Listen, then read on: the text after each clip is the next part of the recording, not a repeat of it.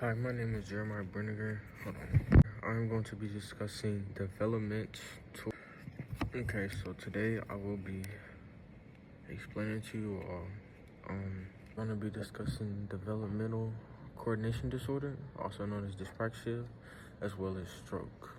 Starting off with developmental coordination disorder. This is a neurodevelopment disorder that is characterized by poor motor. We'll be discussing developmental coordination disorder. Starting off with developmental coordination disorder, it is usually targeted within school-age children, so around in between 5 to 7 when they first get into starting school. I am going to be discussing stroke as well as developmental coordination disorder. Starting off with developmental coordination disorder, this is a neurodevelopment disorder that is characterized by poor motor coordination and difficulty learning motor skills. It is often characterized or targeted towards school-age children. So usually children starting off in like preschool towards first or second grade, between about 5 and 7. There isn't really a cure for it. The best thing to kind of solve it is do occupational therapy. The hardest part with diagnosing this disorder is that you're dealing with children, and you can it's very easy to get it confused with like ADHD just because of how young they are. The hardest part usually is dealing with fine motor skills. When I was watching videos, and based on the definition, you would think they can't like do like certain things like maybe eat and stuff. Though they may be impacted because of this, it is more so taking more energy versus they can't physically do it at all. So like a young student may be able to write, but they may have difficulty writing letters backwards, having the correct size, remembering letters. It's not that they physically can't write, it's more so that it's difficult trying to get their brain to process as well as remember it be something natural like they do in their everyday life. Another thing would be them getting dressed. That might be hard to do. So it kind of affects their daily lives as well as their school. Another thing I had seen, I also watched a TED talk about it. It can also impact like their social life. The biggest thing is that they're not 100% disabled. It's just more so a difficulty completing daily life activities. Whenever testing for it, they test speech, how they're able to write as well.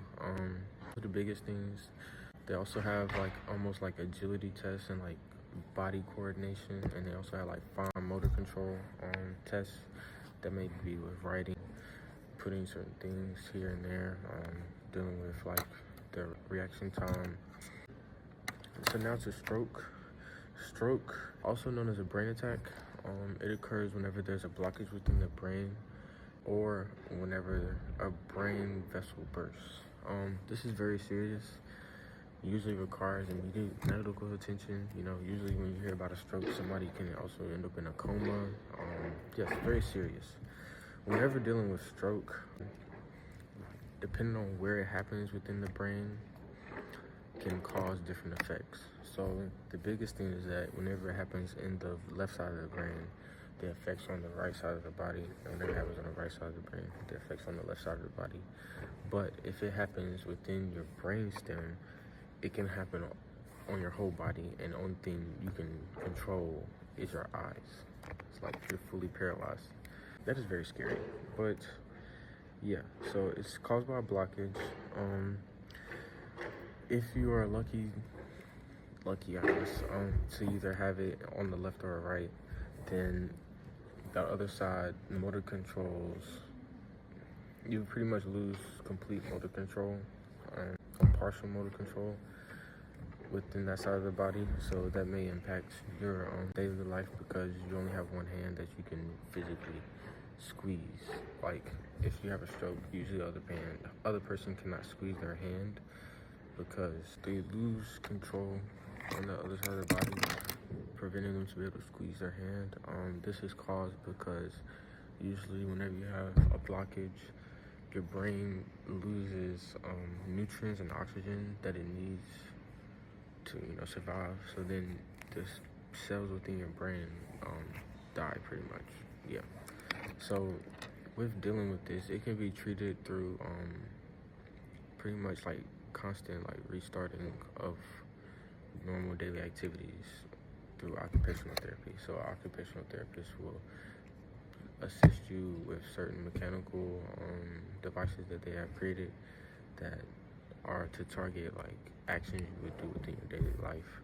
So if it's picking up something and placing it somewhere else, they have mechanical devices that attach to the arm, as you will see in the video, and it is to retrain your brain on how to do activities of daily life.